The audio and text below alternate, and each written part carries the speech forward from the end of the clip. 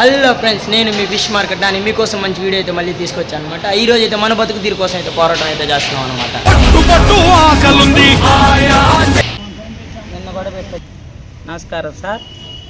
Municipal commissioner గారికి, collector గారికి, minister Narayana గారికి, మా జలపుష్ప భవనం తరపున నేను సొసైటీ ప్రెసిడెంట్గా మాట్లాడుతున్నాను సార్. అయ్యగారు, మినిస్టర్ అయ్యగారు, రోడ్ల వ్యాపారం అయిపోయింది అయ్యగారు.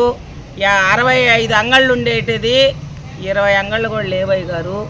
అందంగా ఇల్లు ఉంది, తినేదానికి పోలేదు అయ్యగారు. దయచేసి బొంకులు గింకులు పెట్టిన రోడ్డు మీద ఎత్తుతుండారు. వనంతోపు సెంటర్లో అంగళ్ళు ఎత్తండి సారు, లేదా వాళ్ళకు కూడా ఎక్కడైనా మార్కెట్ కట్టించండి సారు.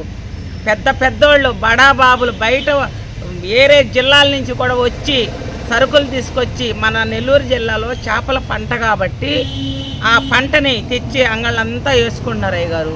ఇంత పెద్ద మార్కెట్ కట్టి మాకేమి లాభం అయ్యగారు?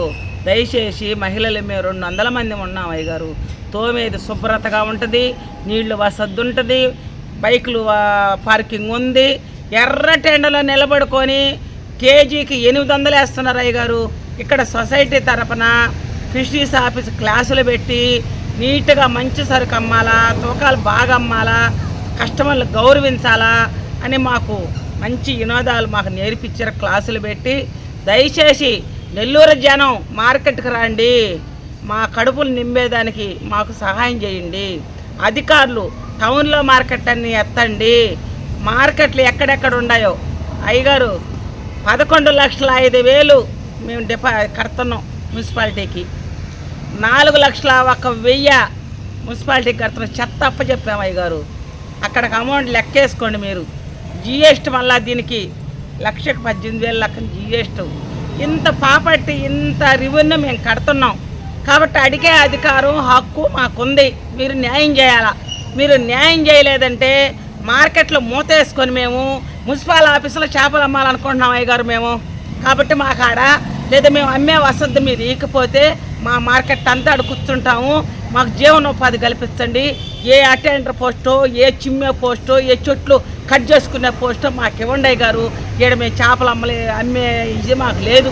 దయచేసి మినిస్టర్ గారు, కమిషనర్ ఆమె ఇచ్చాడు సారు. పాట ఇచ్చిన రోజు కమిషనర్ అమ్మ మార్కెట్లు అభివృద్ధి చేస్తాము, టౌన్లో మా అంగళ్ళు ఎత్తుతామని చెప్పి మాట ఇచ్చాడు అయ్యగారు.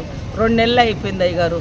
దయచేసి మా మనవి, మాకు మహిళలవి సొసైటీ ఉంది కాబట్టి మేము ఇంత రెవెన్యూ మేము అప్పచెప్పేటప్పుడు మాకు కూడా తమరు న్యాయం చేయాలి కదా అయ్యగారు. మేము ఎక్కడ తీసుకొచ్చి కట్టాలా? మేము వ్యాపారాలు చేసుకుంటేనే బళ్ళోళ్ళు వస్తారు, కస్టమర్లు వస్తారు. మేము అమ్ముకునే వాళ్ళ తలా 10 కేజీలు అమ్ముకుంటే 200 ఆదాయం వస్తుంది. మరి అలాంటి వసతి మాకు లేనప్పుడు మేము ఎట్లా సొసైటీగా మున్సిపాలిటీకి రెవెన్యూ కట్టాలా? కాబట్టి మాకు న్యాయం చేయండి అని మా అందరి తరఫున మేము కోరుకుంటున్నాం.